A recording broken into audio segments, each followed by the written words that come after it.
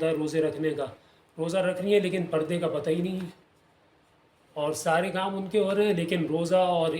رات کی عبادت سب چیزیں چل رہی ہیں، تو مستحب ہے، نفل ہے، یہ اس کے لیے کہ اس کے ذریعے سے استعداد پیدا ہو فرائض کے لیے، تو شیطان نے سارا زور وہاں لگوا دیا، توجہ وہاں کر دی اور فرائض سے ہمیں غافل کر دی۔ تو اللہ تعالیٰ نے جن کاموں سے منع کیا ہے تو وہ تو بہت آسان ہے، اس لیے کہ جو دو طرح کے حکم اللہ نے دیے، کرنے کے اور نہ کرنے کے۔ جو کرنے کے ہیں ان میں تو وقت لگتا ہے، اور جو نہ کرنے کے ہیں ان میں تو وقت بچتا ہے، اس میں آدمی کی طاقت بچتی ہے۔ کوئی نیک عمل ہو، کوئی کہ بھائی آپ نے تلاوت کی مجھے وقت نہیں ملا، کہ آپ نے فلاں عمل کیا کہ مجھے وقت نہیں ملا، اور جن کاموں سے اللہ نے منع کیا اس میں تو وقت بچ رہا ہے، اس میں وقت لگ نہیں رہا، آدمی کی صلاحیت ہے، آدمی کی قوت ہے اور آدمی کی طاقت ہے، اس میں محفوظ ہو رہی ہیں، بچ رہی ہیں، اس میں تو فائدہ ہے۔ تو یہ 10 اعمال 10 ذی الحجہ سے متعلق ادا فرمائیں۔ اب اس میں یہ ہے کہ قربانی کا جو عمل ہے اس میں کچھ ضروری مسائل بھی ہیں، ان کو سمجھنا ضروری ہے، خاص طور پہ چونکہ آج کل خواتین پر قربانی واجب ہوتی ہے، اور جو واجب قربانی ہے پھر اس کی وعید بھی بڑی سخت ہے۔ ویسے تو وہ ظاہر بات ہے خواتین کے لیے وہ نہیں ہے، اس لیے کہ ان کو عید کی نماز کے لیے جانے کی اجازت نہیں ہے۔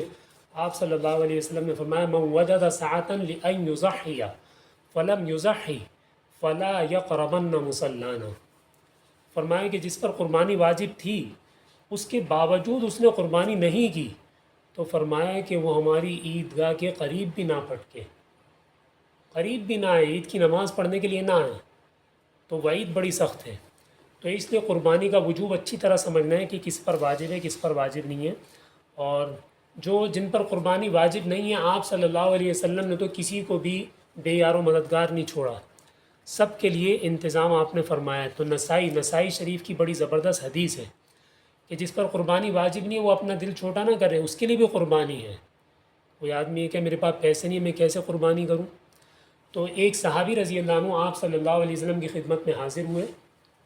اور انہوں نے عرض کیا کہ اللہ کے رسول میں ہمارے گھر میں ایک بکری ہے اور اس کے دودھ سے ہمارا گزر بسر ہوتا ہے، اب یہ آج عید الاضحیٰ کا دن ہے، قربانی کا دن ہے، تو ہم اس کو ذبح کر دیں؟